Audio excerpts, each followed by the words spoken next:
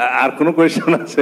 এই প্রশ্নটা কিন্তু একবার উঠবে যে যে জিনিস আপনি ডাইরেক্টলি করতে পারেন না সেই জিনিস আপনি ইনডাইরেক্টলি করার চেষ্টা করছেন।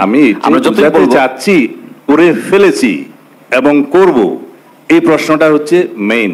যেহেতু করার জন্য জনগণ অনুমোদন দিচ্ছে, করার পরে আবার 142-তে যেতে হবে, সেই মৌলিক বিষয়গুলো যেহেতু আমরা টাচ করছি। তাহলে তো এই প্রশ্ন দাঁড়াবে, এই শুধু করব এইটার উপর রেফারেন্ডাম নিতে চাচ্ছেন কেন? এক ধরনের জনগণ পক্ষে আছে কিনা এই সাংবিধানিক সংস্কারগুলোর পক্ষে, যেহেতু এটা একটা বাধ্যবাধকতা সৃষ্টি করবে, জনগণের রায় অনুসারে সেই পার্লামেন্টকে একটা বাধ্যবাধকতা সৃষ্টি করবে, সংসদ সদস্যগুলোকে বাধ্যবাধকতা সৃষ্টি করবে, যেহেতু আর্টিকেল 7 অনুসারে জনগণ ইজ মানে সুপ্রিম পাওয়ারফুল মানে সুভারেন অথরিটির মালিক।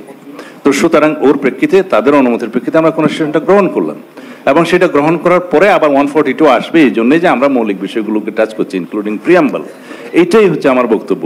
এরপরেও আমি এই পরিষদের কনসেনসাস কমিশনের নলেজের জন্য বলছি, এরপরেও আমাদেরকে গভর্নমেন্টের সমস্ত এই গৃহীত অর্ডিন্যান্স সহ সকল কিছুর জন্য বৈধতা দিতে হবে, লেজিটিমেসি দিতে হবে চতুর্থ তফসিলে। সুতরাং এটা নিয়ে ভবিষ্যতে আর কোনো প্রশ্ন আসবে না।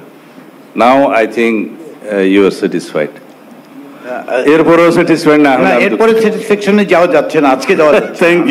Thank you very much. আপনার